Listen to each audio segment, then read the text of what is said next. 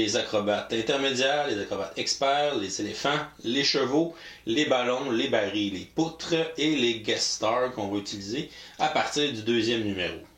On va aussi placer la petite réglette à côté du plateau qu'on va utiliser pour mesurer la hauteur de nos acrobates experts. On va placer les deux jetons de rapidité, bonus et tuiles de composantes pour acheter des éléments à leur cirque qu'ils pourront utiliser pendant leur spectacle.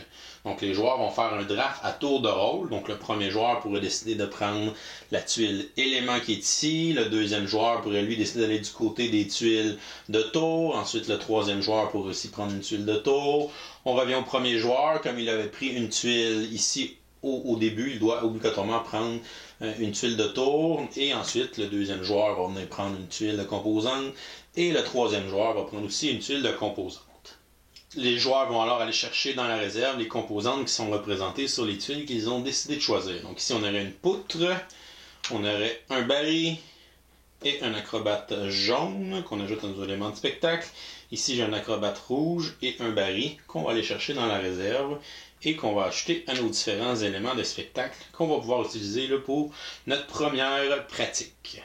La deuxième phase est la présentation de notre pratique de spectacle et tous les joueurs vont jouer en même temps pour les deux premières manches. Pour cette partie-là, on va avoir besoin de l'application Meeple Circus, soit sur une tablette, un téléphone ou même sur le site web de Matago. C'est important parce qu'on a la musique qu'on va utiliser qui va servir un petit peu de chronomètre. Et dans les autres manches plus tard, lorsqu'on va avoir les défis, on va avoir besoin aussi des claquements de cymbales ou des applaudissements qu'on peut retrouver dans la trame sonore du jeu.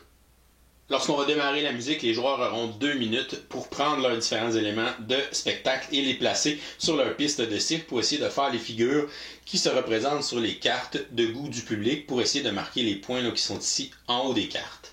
On peut faire 2 fois la même carte si on a assez d'éléments de cirque pour la faire. Et on pourrait utiliser un même élément dans 2 cartes. Donc je pourrais utiliser un baril pour faire cette figure-là et cette figure-là si je suis capable de faire tenir un meeple et la poutre sur le même baril.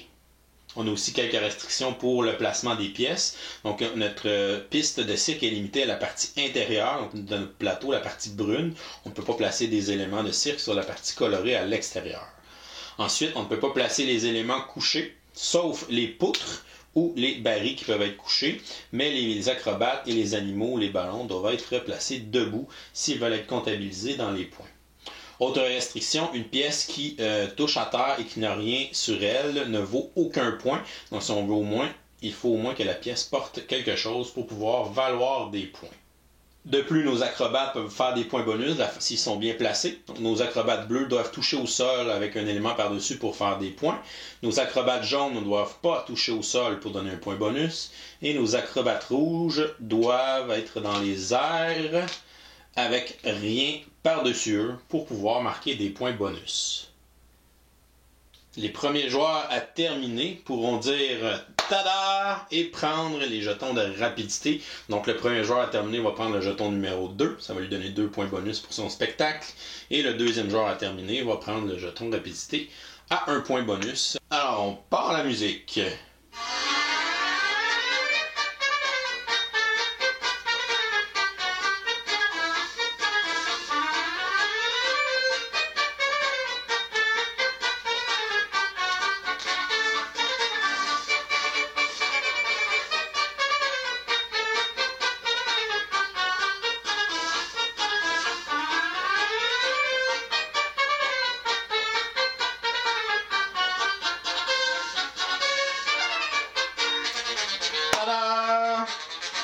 Le joueur aurait donc terminé et prendrait le jeton rapidité numéro 2 pour 2 points bonus pour cette manche. La troisième phase est la phase d'évaluation où on va regarder ce que le joueur a fait comme spectacle et on va compter les points qu'il a marqués. Donc ici, j'ai fait la carte qui est ici, donc elle me vaut 4 points. J'ai fait aussi la carte qui est ici qui me vaut 3 points, donc on est rendu à 7. J'ai un point bonus pour mon acrobate bleu parce qu'il touche au sol, donc 8. J'ai 2 points bonus avec mes acrobates jaunes parce qu'ils ne touchent pas au sol, donc j'ai 10 points. Ensuite, j'ai mon acrobate rouge qu'on va prendre la petite réglette pour regarder combien il vaut. Il est dans la zone 2, donc on est rendu à 12 et on a notre jeton de rapidité plus 2.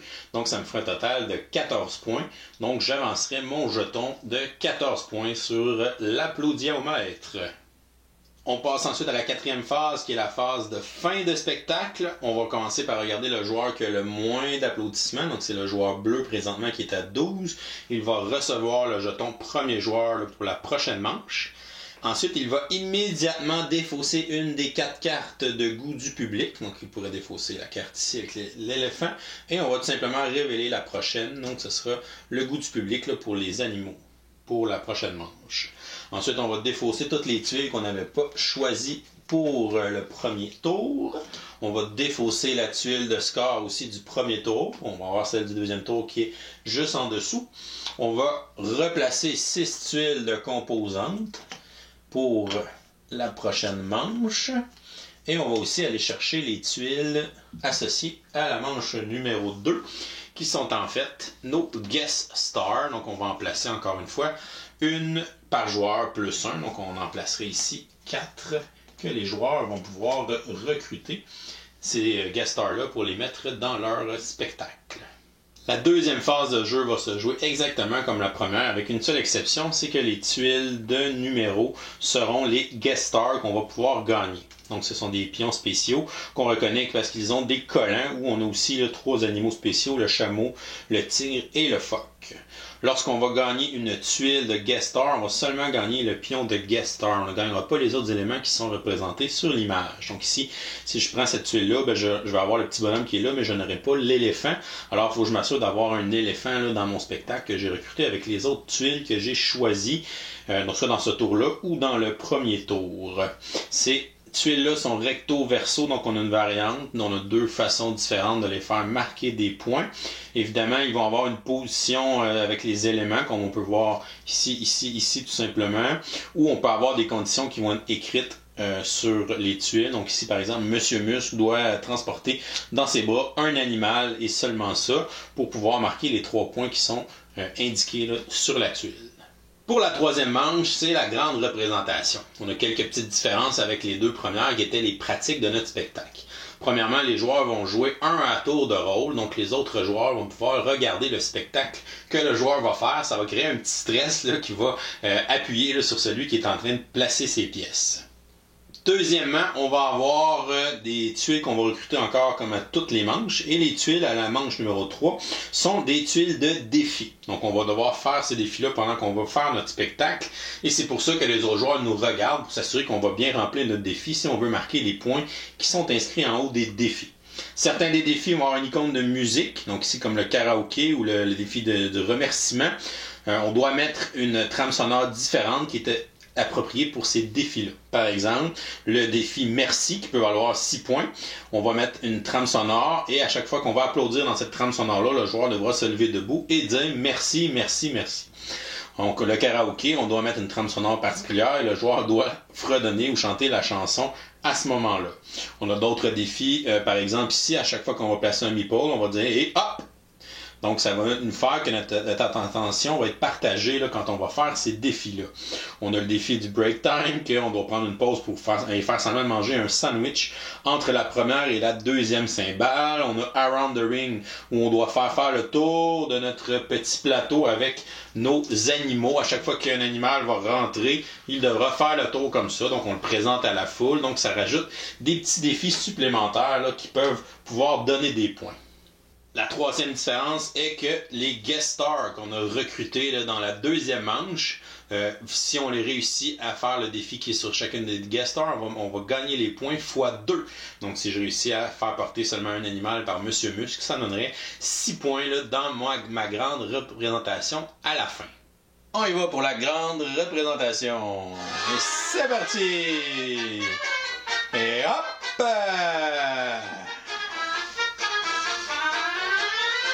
Et hop!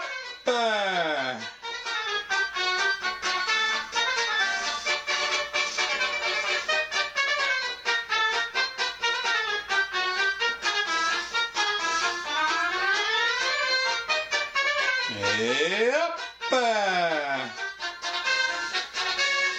Et hop! Et hop! Et hop!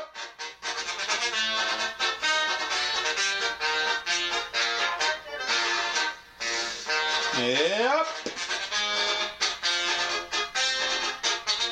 Non.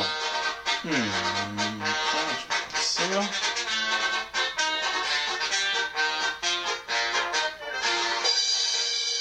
Et hop! Et hop! Et hop! Tada! Et voilà, ça serait ma dernière représentation. On cumulerait les points, on donnerait les points aux joueurs. Et ensuite, celui qui a le plus de points sera le vainqueur. Si jamais à la fin des 3 manches, on a une égalité, les joueurs vont tout simplement se partager la victoire. Et voilà, c'est comme ça qu'on joue à Meeple Circus. Je vous reviens avec mon opinion personnelle. Qu'est-ce que je pense de Meeple Circus? Si on regarde premièrement les points positifs, je pense que la première chose qu'ils viennent chercher, c'est le thème dans le jeu. Donc vraiment la façon dont ils ont intégré le thème du cirque dans le jeu. On se sent vraiment dedans, on a l'impression qu'on fait un vrai spectacle. Le fait que les 2 premières manches soient tous les joueurs en même temps aussi, ça fait que la partie va aller quand même rapidement. Et pourquoi ils ont fait la dernière manche, les joueurs un après l'autre? Ben, je trouve que c'est pour représenter le petit côté stress que quand on fait un spectacle, on est stressé. Fait que là, ça a l'air de rien, on se dit, ben donc, les autres joueurs nous regardent faire, mais on sent ce stress-là quand on joue, on fait des petites erreurs, on est plus craintif, on shake un petit peu, là. Donc ce stress-là se sent dans le jeu, donc je pense que c'était vraiment bien pensé que c'est fait comme ça. Puis le fait qu'on a un petit défi à faire en même temps dans notre dernière représentation, ça fait que notre attention est partagée, fait que ça devient... Ça a l'air niaiseux, mais c'est plus difficile le fait que les autres sont en train de nous regarder performer. Fait que ça, je trouve que c'est vraiment bien. Ça vient vraiment bien chercher la thématique de spectacle qu'il y avait dans le jeu. Le jeu aussi, les composantes sont très colorées, donc on a des couleurs vives. C'est quelque chose qui va être attirant pour les familles, les enfants. C'est un jeu qui va être très accessible par sa simplicité. Là, je me suis trompé. Vous avez vu sur les cartes que j'ai montrées, les petites tuiles, tout ça, c'était écrit en anglais. Donc, je pensais que le jeu allait être bilingue, comme le font souvent les jeux de Matago. Donc, le jeu il est disponible en français, mais il est vraiment dans une boîte séparée. La version anglaise est seule, la version française est seule aussi. Par contre, le seul texte est sur les tuiles et dans l'application, vous avez toutes les tuiles qui sont expliquées en français. Donc, même si vous êtes peut-être comme moi et que vous vous trompez en achetant la version anglaise, c'est pas très grave parce que dans l'application, vous avez toutes les règles de toutes les tuiles qui sont expliquées là. Fait que l'application devient un super bon support. Le fait d'intégrer aussi de la musique dans le jeu, ça nous met vraiment dans l'ambiance. Donc, c'est un jeu de dextérité, mais slash jeu d'ambiance aussi, je pense que le fait d'avoir les petits défis, le fun, la musique, ça devient vraiment sympathique à jouer. Donc ça a été vraiment des gros points positifs. Il y a aussi la rejouabilité du jeu, parce qu'il y a quand même pas mal de cartes de goût du public. Donc fait que nos parties vont être quand même assez différentes. On ne recrutera pas nécessairement les mêmes tuiles, les mêmes pièces, on n'essaiera pas de les placer de la même façon. Fait que ça aussi, chaque partie va être vraiment différente, fait que c'est vraiment le fun. Quand on commence à avoir joué peut-être plusieurs parties, on peut même ajouter, ils ont fait une mini-extension qui est en fait des tuiles de défis supplémentaires. Donc vous avez des défis qui sont plus techniques, qui sont plus difficiles. Par exemple, faire votre spectacle avec votre main que vous n'êtes pas fort, donc le mot ça serait la main gauche. Ça serait quand même assez difficile. Puis vous avez des défis peut-être un peu plus drôles. Donc il y en a un, c'est... et à chaque fois que tu vas entendre applaudir, tu vas te lever puis tu vas envoyer des becs à la foule qui te regarde. Fait qu'il y a des défis drôles puis des défis techniques. Fait que dépendamment vous êtes dans quel mood ou vous êtes avec quel type de joueur aussi, ça peut être des choses qui sont intéressantes à rajouter là, quand que vous connaissez pas mal les autres défis. Pour les points négatifs du jeu, les composantes, il y a certaines composantes qui sont pas super de qualité, donc dont les superbes tuiles de tour, là, celles qu'on recrute. Sont extrêmement minces, donc ça peut se briser facilement. C'est sûr, bon, on les manipule pas tant que ça, mais quand même. Les meeples, les composantes, les barils, les ballons, ces choses-là qu'on place, j'ai trouvé que les composantes étaient un peu petites. Comme elles sont un peu petites, évidemment, l'équilibre est peut-être plus dur à faire, mais des fois, elles sont plus dures à manipuler. Donc, surtout les ballons là, sont vraiment petits, sont assez minces aussi sur la largeur, donc sont difficiles à manipuler. Fait que peut-être avoir agrandi de 15-20% la grosseur des composantes, ça aurait peut-être facilité les choses, mais je peux comprendre que pour des coûts de production, sont allés avec des composantes un peu plus petites, des meeples standards aussi. Fait que faire attention quand on joue, faut pas que les autres joueurs accrochent la table, parce que bon, ça peut faire tomber toutes nos pièces, parce que tout tient quand même assez fragilement là, quand on empile un paquet d'affaires. Fait que c'est juste ces deux petits points là, négatifs-là. Mais le jeu, vraiment, là, il y avait beaucoup de hype sur ce jeu-là. Puis là, je le regardais et j'étais comme... Ah, tu sais, des jeux de dextérité, c'est toujours la même chose. Là, on empile des trucs, on empile des pièces de bois, tout ça. J'avais déjà Junk Art, fait que je me disais, bah, tu sais, j'ai déjà un jeu de dextérité, j'ai pas besoin d'en avoir un deuxième. Mais je pense que Meeple Circus, toute la thématique qui s'amène, puis comment c'est bien intégré, je pense que ça vient justement détrôner un jeu comme Junk Art. Ça vient montrer un jeu qui a beaucoup plus de saveur, qui est beaucoup plus attrayant aussi à jouer. Donc, Meeple Circus, je vais lui donner une belle note de B+. Donc, un très bon jeu de dextérité vraiment simple, qui est excessivement le fun. Vous allez vous mettre dans l'ambiance festive. Je pense que c'est un jeu qui va être acheté beaucoup pour les cadeaux de Noël qui s'en viennent. Donc, allez magasiner ça. Là, si vous voulez un bon petit jeu le fun à jouer en famille, là, Meeple Circus, je vous suggère fortement là, d'aller vous procurer ça ou de venir aller l'essayer quelque part. Là. Donc, c'est vraiment divertissant comme jeu, vraiment original. Pour une première conception, Monsieur Cédric Millet, wow, c'est vraiment bien réussi. Donc, génial pour Meeple Circus. Et voilà, c'est tout pour aujourd'hui. Si jamais vous n'êtes pas encore abonné à la chaîne, vous pouvez le faire avec le petit bonhomme ici en bas, en cliquant dessus. Sinon, vous pouvez nous suivre sur les médias sociaux, Facebook, Twitter, Instagram, Professeur Board Game. Venez nous visiter sur notre site web passionboardgames.com pour des nouvelles sur les jeux de société. Et moi, je vous souhaite une excellente fin de journée et continuez de gamer.